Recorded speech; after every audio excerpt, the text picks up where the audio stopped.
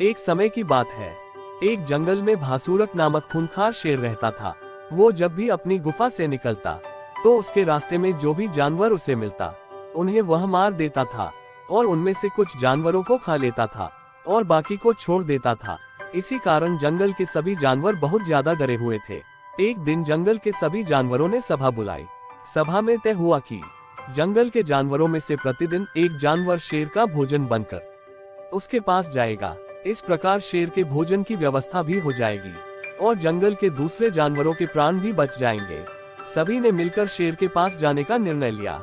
सभी शेर के पास पहुंचे और अपना ये प्रस्ताव शेर को सुनाया। शेर को प्रस्ताव अच्छा लगा। उसने चिल्लाते हुए कहा कि अगर किसी दिन जंगल से जानवर नहीं आया तो वह अपनी गुफा से निकलकर सभी जानवरों को मार देगा। अब प्रतिदिन जंगल से एक जानवर शेर के पास जाने लगा। एक दिन शेर के पास जाने के लिए एक खरगोश का नंबर आया। खरगोश शेर की गुफा की तरफ जा रहा था, लेकिन डर के कारण उसके पैर कांप रहे थे। वह धीरे धीरे चला जा रहा था कि रास्ते में उसे एक कुआं दिखलाई दिया। खरगोश ने कुएं में झांका तो उसे कुएं में अपनी परछाई दिखी। खरगोश के मन में विचार आया कि क्यों ना शेर को यहाँ तक लाकर इस कुएं में गिरा दिया जाए। खरगोश जब शेर के पास पहुंचा तो शेर बहुत नाराज हुआ और उसके विलंब का कारण पूछा। खरगोश ने मनगढ़ंत कहानी बनाते हुए कहा, महाराज, हम 5 खरगोश आ रहे थे, किंतु रास्ते में उन्हें एक शेर मिल गया।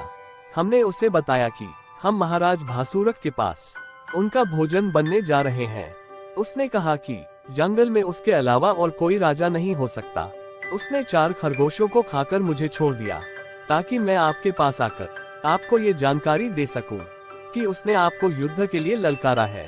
खरगोश की बात सुनकर शेर अत्यधिक क्रोधित हुआ और उसने खरगोश को दूसरे शेर के पास चलने के लिए कहा।